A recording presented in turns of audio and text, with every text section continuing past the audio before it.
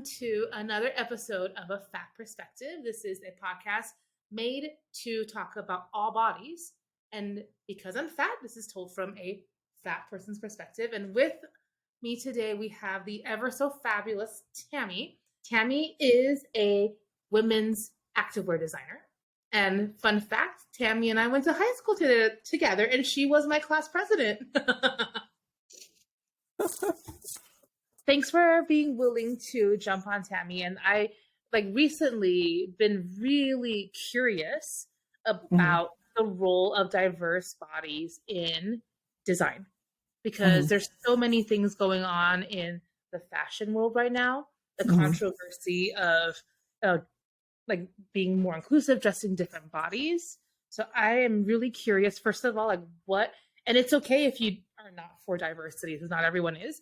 What is your opinion about how, what's going on right now with some brands being inclusive, some not? Well, I definitely think it's like a collective awakening, but then I feel like the awakening probably has happened way before 2020 even, I'm sure it happened in the 1990s, before Instagram, before the internet was so powerful, but now it's everyone and everywhere, we're kind of receiving a lot of the same messages and seeing a lot of the same things. The power of, I think, the internet and real people's voices being heard has made it easier for those who are kind of invisible in the past, to be seen and to be noticed and to be catered to more so, and then I think also it started out maybe with more boutique brands being, people who are badasses and real artists and people who are actually aware of what's going on, wanting to serve that community. So then I feel like these smaller boutique brands, they start being more inclusive in terms of maybe bodies and even the LGBTQ community, maybe the more elderly community, and then it's just whole collective awakening. And with the power of the internet, we're all able to have a louder voice. Yeah, we can. And I know that I talked to you about fat bodies, and that's what I'm gonna talk about. I'll talk about having a fat body and an Asian body, or half Asian body. But there's so many different ways. You brought up some of the different ways our bodies can be different. So when you design something, do you think about how the design will land on diverse bodies, or how does that go? I think for you, me personally, designing activewear, for the brands that I do design for, we do cater towards plus sizes. And when we start design, I don't actually specifically think about, oh, I'm designing for a plus size, or I'm designing for a specific type of body. I think about what kind of design would be the most flattering for maybe a wide variety of bodies, but I don't it's I have a vague idea of who it's going to cater. I mean, that's probably a wrong way to put it, but it's a very specific, maybe personality type, but then I don't constrain myself in terms of what exactly her body shape is, I was going to ask, because you used a word that comes up a lot, and I don't know how to use this word without it going into body politics. You use the word flattering. Right, exactly. That's actually something that I was going to touch upon too, because what we or society tells us as flattering is something that's been kind of baked into our beliefs, right? Through what the media and the fashion and beauty industry has sold us to, or made us believe what flattering is, so that's also kind of really based on a loose construct, because beauty is in the eye of the beholder, and what's flattering to me might not be flattering to you, and but then there's a general sense of an idea that it's flattering if it makes you look skinny, if it elongates you, if it it doesn't make your hips too big, or doesn't make you look too wide. So then I do design with those things in mind, because as a business, from a business perspective, those things will sell. You know what I mean? those pieces actually will sell because I specifically designed for women, like women want to look skinnier. Yeah, they do. Yeah. So it's so interesting, right? Like, okay, let me take back. Can we even do that from like a body neutral perspective? Like dress ourselves without wondering whether or not we look skinny? Like how then do we say we look? I think so, yeah. Right? I mean, I think, honestly, I really hate the term like fashionable and like fashion because I think the term has been so kind of overused in a way. And also these days, like everything is in fashion and also everything is not in fashion. Like fashion changes so much. Yes, things change and they come back. Yeah. And why? It's just a cycle. But I think back to your question, I think the best way to dress for yourself really is whatever you feel comfortable in and whatever makes you feel like happy and confident in, And I think if you don't feel good in something, then you probably should not be in it. It's just like relationships where you really don't want to force it, So then what does that mean? Okay, so I'm going to ask you questions you may not be able to answer. So then if I'm putting on something, like because feeling good is kind of vague. What does that mean to feel good? Because it's almost impossible, I feel, to divorce myself from like, I feel good if I think I look good, then, you know what I mean? So like, how would you say? I think that too, but then I think it's like, I think, of course you want to feel like you look good, right? But you also want to be comfortable. Yeah. And I think for me personally, I think comfort is really important, because I don't care if it's a suit. I think that suit should be comfortable. If it's a dress, I think that dress should be comfortable. You shouldn't have to sacrifice your comfort to look good. I really believe that. So I totally am in agreement with you. I believe that the clothes should work for us and not us for the clothes. So I hate shapewear.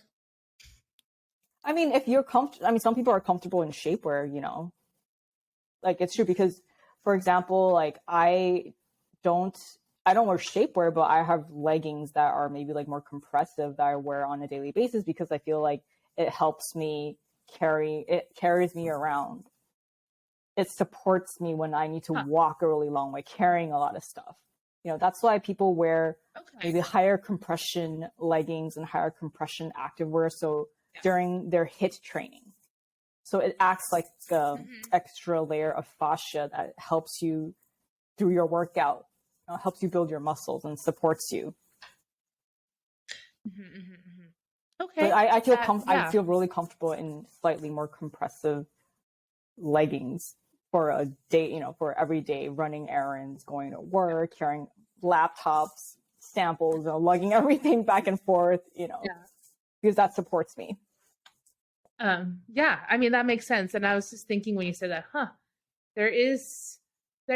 I guess I just in general say I hate shapewear because I hate the fact that we, again, have something designed to force our bodies to do something and may not want to do. But at the same time, like you said, some people feel so good in them. Yeah. So who am I to tell them not to wear that? Right. So again, it's this whole, there's no right or wrong. We're like basically traversing in a gray area. Yeah. It's like everyone's body is different. Everyone's likes are different. So, I kind of like compressive legging, but obviously I'm not lounging around in them at home. So when you said your brand specializes in plus size activewear, like they are inclusive, like what are some things that they do, or am I thinking too much? Designing for bigger bodies or different bodies, like what comes into play for that? Well, I think it really depends on the brand. Like the brand that I'm working for right now, they don't like specialize in plus size, but we offer plus sizes. So before I was working for another brand, they were more mass market, and they actually were like early adopters in offering plus sizes in that wave of like, it was really cool, but it was also really authentic and genuine, And I think what comes into play when designing for, bigger, for plus sizes is to have a really good like production team and also your fit tech has to be really good, because at the end of the day, like the designers were not actually thinking, oh, I'm going to design this style and I'm going to make sure that it's going to fit a plus size. Like at the end of the day, some styles that we do design is not, it doesn't go into plus sizing. You know what I mean? Or like sometimes some of the styles that we design, ultimately we need to tweak it for plus size because it doesn't work. Yes. Like we need to add seams here. Like the cutout can't be, you know, like too big or something. It just has to be tweaked and customized for plus size. It's like engineering a little bit. Yeah. Like, mm-hmm. But then isn't the same kind of geometry the same for not plus size, because everyone's body is different, or is the give a lot less because there's, you know what I mean? I don't even know how to say, like, all bodies are shaped different, not just plus size. So yeah, for sure. Yeah. Which is why designing activewear is so tricky, because everyone's body is different. So something that fits, that is like stretchy, but it also needs to feel good. It needs to, play its role. Well. Yeah, it needs to perform. You know, that's tricky. And for example, like if you have plus size, you sometimes will need extra seams in certain places for that, for extra support. You know, or maybe like a fabric, like print is only like a place print, so it can only be cut like a certain way, and then you have to start adding seams in order to compensate, you know. It's so interesting to think of it when it's like functional, because most of us don't think about clothes as functional, right? And so to your point, like there are like low impact bras and like high impact bras, right? Because what's the end use? Like, what are you using it for? Are you lounging around? Are you taking a yoga nidra class, or are you going to a HIIT class? Right. And then there are also different body types beyond just, you know, normal or plus size, right? So women have different chest projection, right? So I'm now at A, but when I was breastfeeding, I was a C. So there are definitely different sports bras that were needed to support that, you know. Bras really hard to design for, in your opinion? Are they what kind of a bra are you talking about? Like, just in general, with, like, because wire I've just or found, sports bras. Just in general, because I have just found that in clothing, for me as a plus size shopper, or I don't know, as a fat shopper or whatever, as a person who has big breasts, when I go buy clothes, the worst area is finding support for the girls. Any kind of, it's all hard. So I'm just curious, like, but like I can find pants, I can find a t-shirt, like I can find, but like, just, is it really hard to design for boobs? I think it depends on what kind of bras you're talking about. Like bras that are supportive, that have wires, maybe that's kind of more complicated because they're like cup sizes, you know, and the different fabrics that come into play, and the amount of kind of like coverage.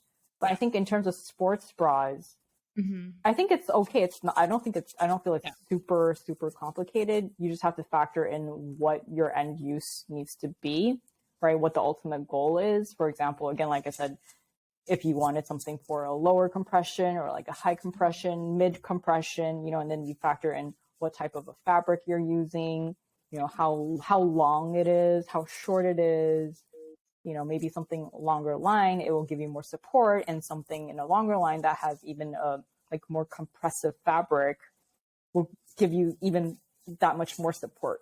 The width of the straps, like how the straps, maybe if it crisscrosses, it will give you more support versus if it's just straight, you know. I mean, I went, whoa, it was very technical. So what I'm hearing you say is there's a lot of techniques. So it really shouldn't be that hard for brands to produce stuff to hold girls up. I think so. Yeah. And the other thing I was really curious and asking about, since you're involved in like designing and watching things to fruition, like, so currently there's a lot of people complaining, people meaning companies, complaining about how much more it costs to produce stuff for plus size people. Or I use the word plus size because that's the industry term, not that I like that term. But yeah, like I think Diane von Furstenberg, that's who it is. She was like, yeah, we thought we were gonna make so much money, but we lost money, blah blah blah blah blah. And I'm like, is that real though? Because with the market at least in the States being so diverse, like, is there any truth in what they're saying to that? Like, it costs more money. It's like not good. It's bad for business. I think there could be many, many factors that caused her company to lose money when they tried to pursue that market. Yeah. Yeah, because it could be so many things. But yes, raw materials are expensive, right? Mm-hmm. And then you need more fabric, but you can't also charge more for that same dress, right? Yeah. Labor cost is also more expensive. I know most factories, they charge you by the amount of operations and time it takes to do the operations. So maybe it takes a little longer for them to sew a bigger piece of garment. But I do know that, the fabric is really what is probably driving the costs up. Fabric and labor and inflation. Well, but also, they probably don't have experience doing it. So, maybe it took them many, many tries to get the fit right, to kind of land in a comfortable spot, because it's always hard when you're developing something that you haven't done before. And I've also heard stories where pattern makers in China, they actually haven't even seen like a big, plus size mannequin or even plus size person before. Yeah, it's crazy. So, that's also are you a challenge. Surprised?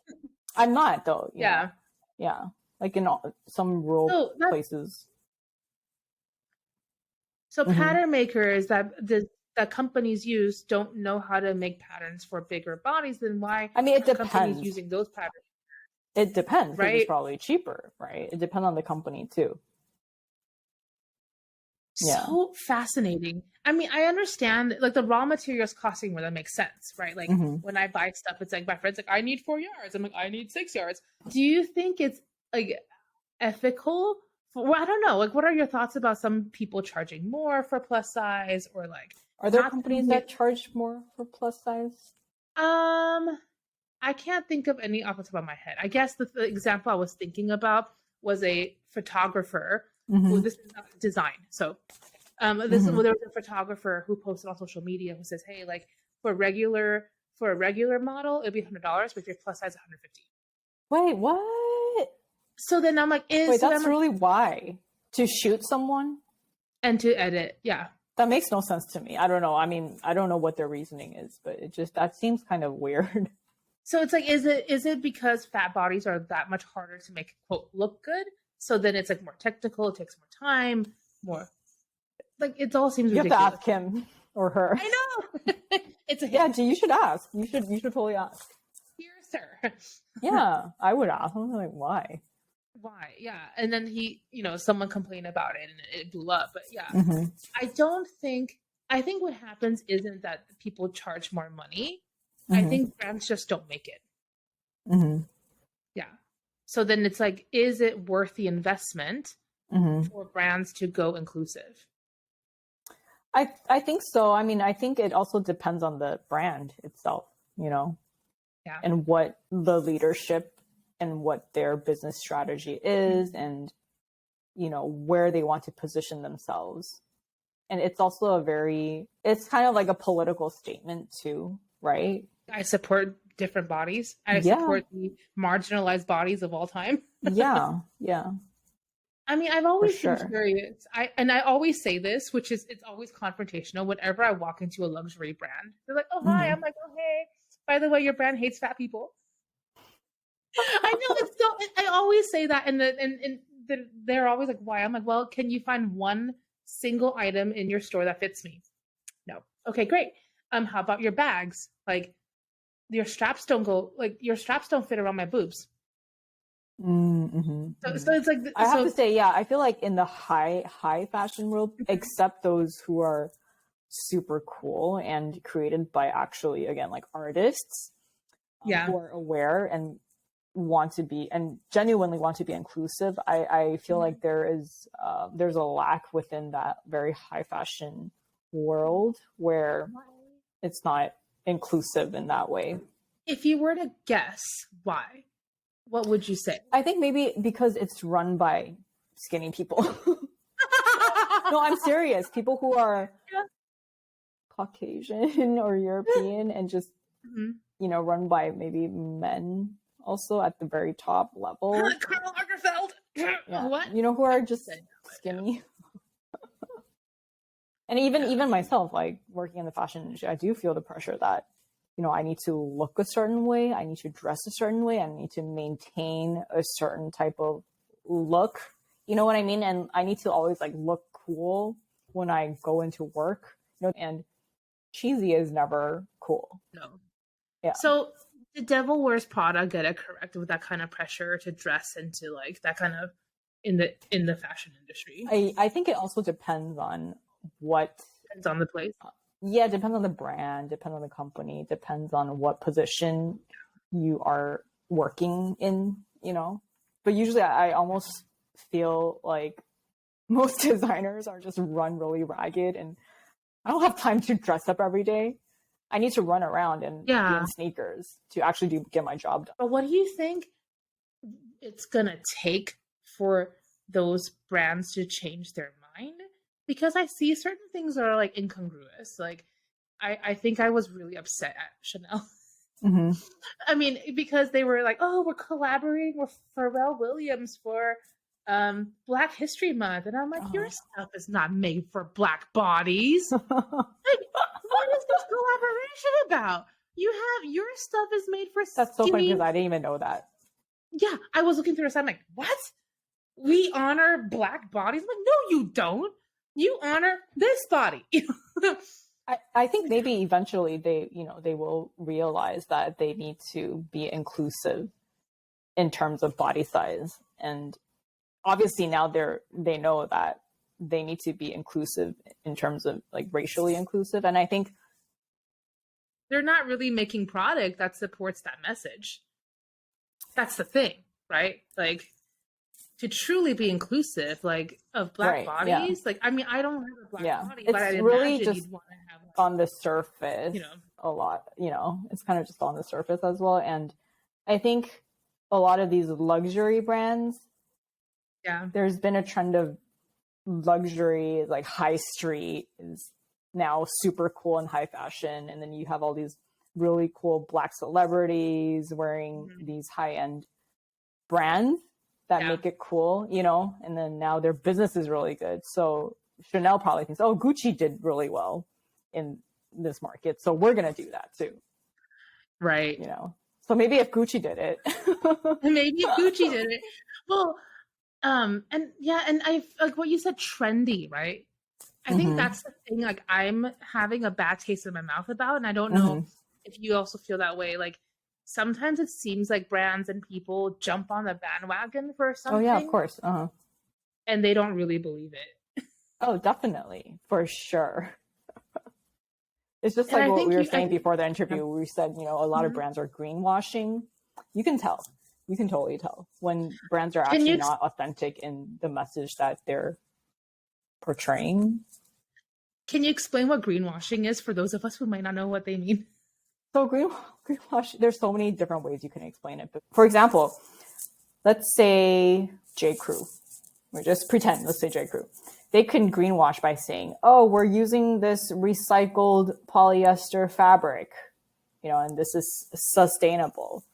But then nobody questions like where that recycled polyester comes from, right? I'm not saying that J. Crew does this, but I've heard stories of where brands, they actually buy fabric that is recycled polyester, but then they don't really look into where it's sourced, right? There are also mills that will make plastic bottles just so they can recycle it, just so they can make it into recycled fabric as recycled polyester. So when you say sustainable, it's a term that's been kind of thrown around so much that I don't know how aware the average customer is, but every time I see the word sustainable, I'm like, oh, I don't know about that. So how would we know? Because like I'm still stuck on there are mills that make plastic bottles for brands to recycle into fabric. I'm like, what? Yeah. How will we? I mean, like, I hope they don't exist anymore, but I don't know. I feel like they probably still do. That's the thing. Like I don't think you will know unless if you do your homework, maybe ask customer service, but I doubt that they will know, you know. So then like is where, it by price? Do we guess by price point? Like if it's too cheap to be true, then it probably isn't what it says. It's probably not a very good quality if it's too cheap. Okay. But then again, it also depends. It depends on the brand too, like what type of a purchasing power and raw material the brands have. Bigger mass market retailers, even though their items are cheap, that doesn't necessarily always mean that their their product is not as elevated, you know, because sometimes they do have the buying power to make investment in fabric that is good, actually really good. Yeah. Wow. So it's greenwashing. I think we could coin the term today, fat washing. Yes, for sure. Right, because there's so many brands that are like Victoria's Secret, they're totally fat washing. Like but they don't make bras for fat people. Exactly. Like, I mean, even like former brand, like there's so many brands that are like, oh, we're inclusive now. There was one that did a good job and then yanked their plus size line, and Loft used to have a plus size line. Okay. Maybe it was because it was very, I don't know, like production wise or something. They ran into problems. Like, who knows? Maybe they weren't making money like they thought it would. You know? Yeah. I mean, I love that term, fat washing, because there's so many brands that say, oh, we carry plus sizes. Never in their stores. Only online, and then very minimal selection. Like you said, I also I think depends on like the brand and where you're geographically located. Yes. Like for example, it's a norm now for a lot of activewear brands to have plus size mannequins. You know, I mean, they're not super plus size, but they're plus size, and they're no longer just stick mannequins. Like Athleta, Nike, Lululemon, they all have plus size mannequins. Lululemon has plus size? No, I think so. Yeah. No way. They go up to like a 12. Or at least they have plus size models on their editorial. Well, their models, I mean, like I just see their most of their stuff. Like when I close my mind and think of Lululemon, I think skinny white woman doing yoga. Actually, their sizing I feel like is really on the small size. Even for me, I feel like I can wear a 6 or 8. Yeah, their stuff is so tight. Oh my goodness, you're a 6? Then oh boy, yeah. But you should check out Target too. Target has really good, plus size. Target has always been good, and then I mean Target has that line Ava and Viv that's for plus sizes, and that was the first time I've ever had a friend we went and she was like, I wish I could buy that. And I'm like, huh? Because she's like she fits in the red, like, I don't know what is it, not plus size. So then she's like, I wish I could buy that top, and I'm like, hello, but I've never experienced anyone coveting plus size clothing up to that point. So I'm sure if you interviewed someone who was a designer for that line, I'm sure they'll tell you something different. I'm sure they do consider in the plus size body and how to design for plus size. I hate most plus size clothing. Why? Like, I don't. Because there's so many trends. Like people don't know how. I think there's this underlying thing that like plus size bodies aren't able to wear the same things as non plus size bodies. Okay. So it's like things are more trendy? Or less trendy. So for example, like the way they'd be like, here's a peplum to help you have a waist. Let's like cold shoulders. Now that I've said that to you, when you look at plus size clothing sites, it's always closed shoulders. Cold shoulders. Always cut out. And like, cause like this décolletage is the only sexy portion we have. And then like Disney prints. Like I love Disney, but like half of Torrid is Disney.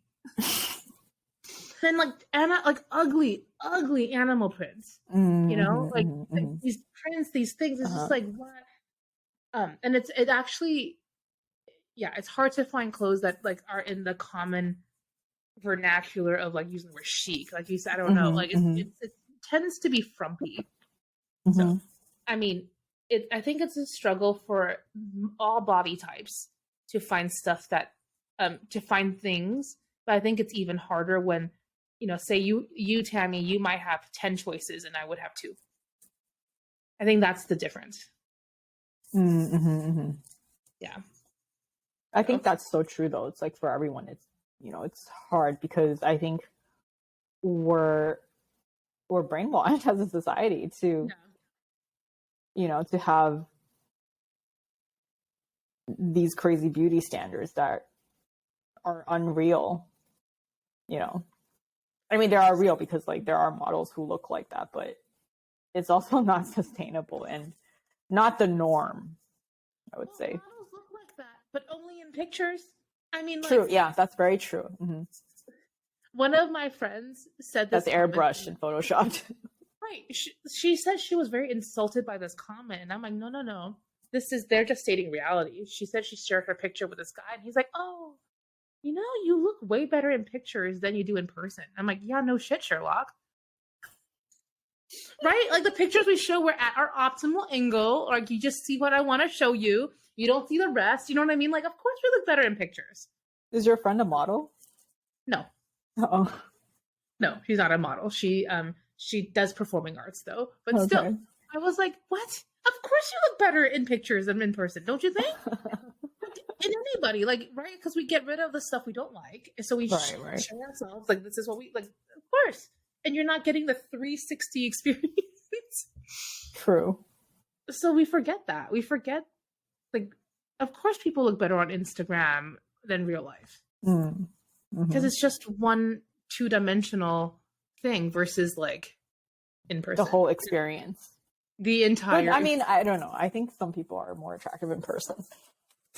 But I also think, really especially in Chinese culture, I think everything is so much is based on the appearance, and usually the first comment you get from relatives is like how you look or how much weight you gained or how tired you look or how shitty you look. That's the thing. Or how old or how much you've aged. Right. Like when we think about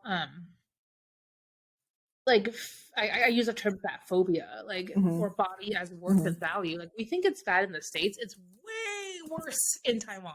Oh my god, it's so bad, so terrible. Yeah. And then people will tell you straight up, like, ugh, like what happened to you? Like you gained 15 pounds. Tammi, I will confess something to you that I have not told anybody. You know how we had a 10-year reunion for our high school, and I wanted to go, but then like I didn't because at that time I had put on a lot of weight since high school, and then at 28? So then I was too embarrassed to go. I totally believe that. I mean, I totally can relate to that because I feel like I've had moments where I'm like, oh, I feel so bloated. I look so bloated. Like, I don't want to show up. But then, like, I missed out. Like, I could have reconnected with you 10 years ago. So I lost 10 years. I had lost an entire decade of relationships because I was like, oh, they're going to judge my body. Yeah. But then, like, I think if people are going to judge you, you don't want to be friends with them anyway. Oh, but like people will judge either way, period. I mean, I believe we're all judgmental Judies. Yeah, true, yeah. But I mean, like, judge in that, way you don't want to be judged or like hold you against, I don't know, or make you feel bad. Yeah. I mean, I don't want to be around people who will hold my body against me. At the same time, though, I believe that it is such an embedded belief that it's going to take a lot of conversations like we're having right now to shift the paradigm. I think we're all inherently like brainwashed. We're programmed. Yeah, for sure. Yeah. To use our exterior as a way to like gain value in this world. So true. Yeah. I cannot agree more. I know. So then, okay, since you're in the industry and what do you think is going to actually take for like the infrastructure to catch up with the social change?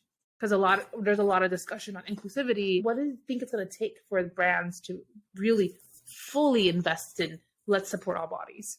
I actually think that it kind of like it kind of is already happening. Oh, You know, like I think yay. it is, yeah. Because now like I think more and more it's kind of the norm that you always have to consider that, or at least at the companies that I have been at, and I'm also seeing a lot of things, maybe companies in the past where I didn't think that they would have or start offering more of the plus size or like shoot their editorial, you know, models.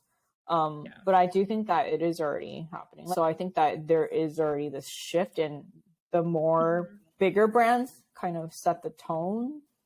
Yeah. And I think it's more like in the beginning, it's maybe like the smaller boutique brands that are, like you said, are realizing, and they're kind of the early adopters. And then the bigger brands see, oh, that's actually very profitable, and that's actually really smart. Like, we need to do that, you know, and then it becomes more and more of the norm.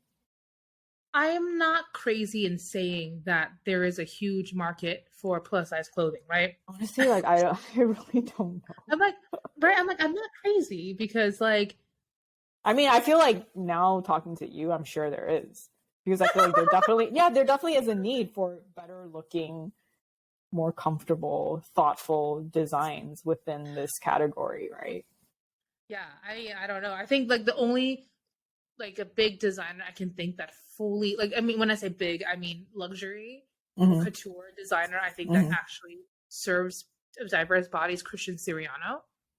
Okay. He's one of the few designers that actually would be willing to dress different women for red carpet. There's also this American brand called Eckhouse Lada. They also do really cool things for plus size, or at least like on the runway. Nice. Yeah. I think that'd be really cool. Are there other ones that we may not know of?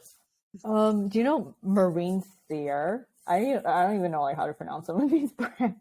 I think she also does, you know, on her runway, she has some really cool looks, and she casts plus size models. But a lot of these really kind of more I would say like artsy, edgy brands. Yeah. If you look on like Vogue, runway.com, a lot of these brands, they do have plus size models on True plus size or like fashion plus size? That's the thing. I was going to ask you too. Like, I feel like now I'm learning I feel like for you, there's a difference between fashion plus size and true plus size. And I think maybe... Well, because fashion plus size is like a human. Like, you're size 6 and you're plus size? Like, what the heck? No, I'm not right? plus. No, but I'm like, if you were a model, you'd be a plus size. Like, if you're, oh, God forbid, you're a size 8. Oh, Lord have mercy, you know. But then again, I think it also depends on the brand, you know, because some brands, they have a size 8/10 as their standard for their model, right? I don't know. I mean, like, it's more like looking at different model looks. Because, like, people are like, oh, Ashley Graham is plus size. Excuse me, not she's that a plus size. Yeah, she's not that plus size. Because that's so funny you said Ashley Graham, because there was a company that I worked for that we had to custom something for her because it was Ashley Graham. So then the pattern maker had to like customize an outfit for her. And that was our like plus size moment. Ashley Graham being featured in our clothing tailored for her. But then it actually wasn't offered. See? Yeah. That's the thing. It was just like a moment that like we catered for her. Yeah, which is so good for her, but sucks for everybody else, right? Like, and the brand gets to go, look at us. That was definitely fat washing. Yeah. Because the fashion industry in the past, you have to be a stick to be a model. And I've heard it's because clothing. I heard it's because clothes look better with no shape. Is that correct? I think the saying is that if you are super skinny, you're a stick, so it looks like the clothing is hanging on a rack. You know, or hang on a hanger. But like, no one looks like that. Yeah. I mean, I don't know. No one. There's some really skinny models, but I also know that there's a lot of obviously like eating disorders in the model industry, but there are also models who are really healthy and they're just naturally that way. You know, they have no like eating disorder or anything, and they're just genetically like that. And they're actually it's actually hard for them to put on weight.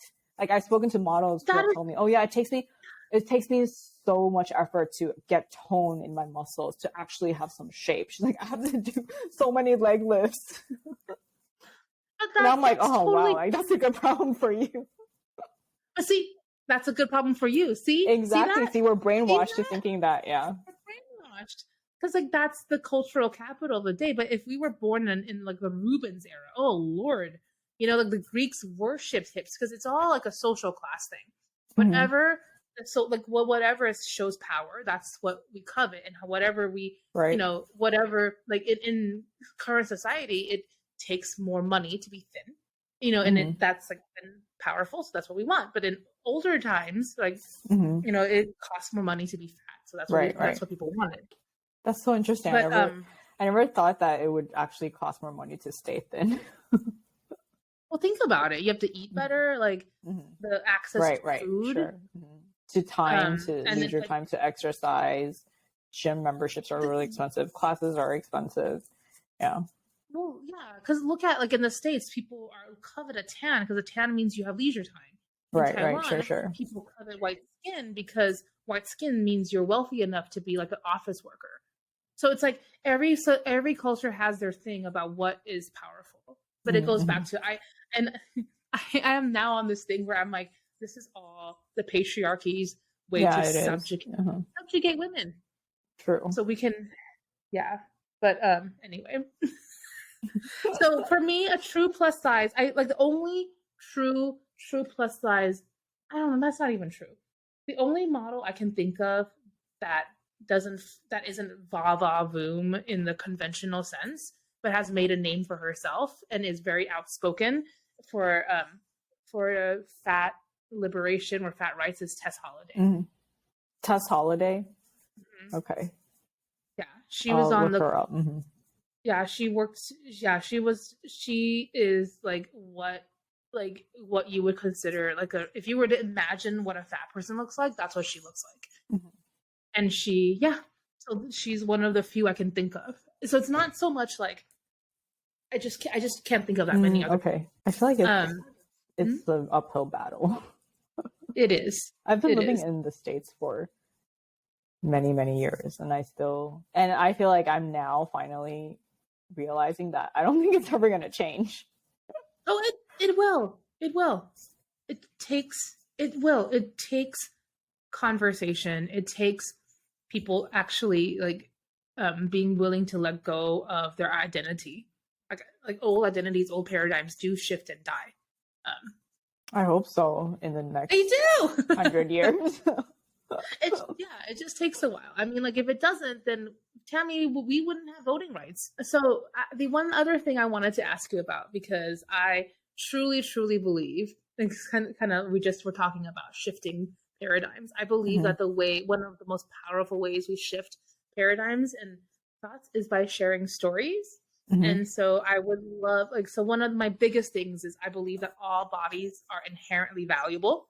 And I was, curious, were there any moments or things that happened to you that helped you relate to your body in a different way? I think after getting pregnant and giving birth, and then through breastfeeding, and then having my body kind of go, almost not really go back, but kind of go back to what it was before giving birth. I feel like this experience has made me really actually love my body, because the female body is incredible. Like what we are capable of. And we're also extremely resilient. I thought that it would actually be a much more unpleasant overall experience than I experienced, but it actually was pretty pleasant. Yeah, and it made me love my body. So I'm very thankful for that. So was it like watching the like the growing of your son, and then being able to like watch your body feed your son? And and I think just the transformation of, being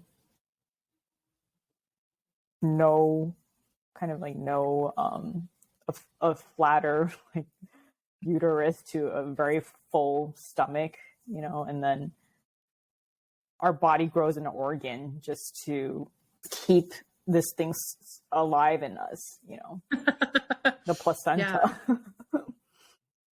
And then the placenta is an organ? Comes out of your body. Yeah, and that comes out of your body, which is insane. Yeah. I guess. I think so. That's That yeah. that feeds your child. And Wow. I have to say, I looked down on men when I was actually pregnant because I thought, men, you guys can't do this. You guys are not capable of doing this. Right.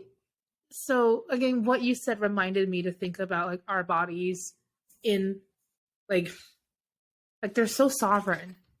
Like no matter what, no matter and whether or not someone can or cannot give birth to a child, like what our bodies naturally are designed to be capable To be of. It's just capable of, so yeah. miraculous. It is, So yeah, miraculous. yeah. And I think a lot of it is also tied to what you believe you can do, right? Mm-hmm. Yeah. Well, Tammi, thank you so much for coming on. And then thank you so much for sharing your expertise and your stories. And I really wanted to encourage everyone who's listening to come to the website of fatperspective.com and share your stories because, like I said, stories are medicine, and that's how by sharing our experiences we get to like really know one another more. So thank you so much. It's been a pleasure. Thank you so much.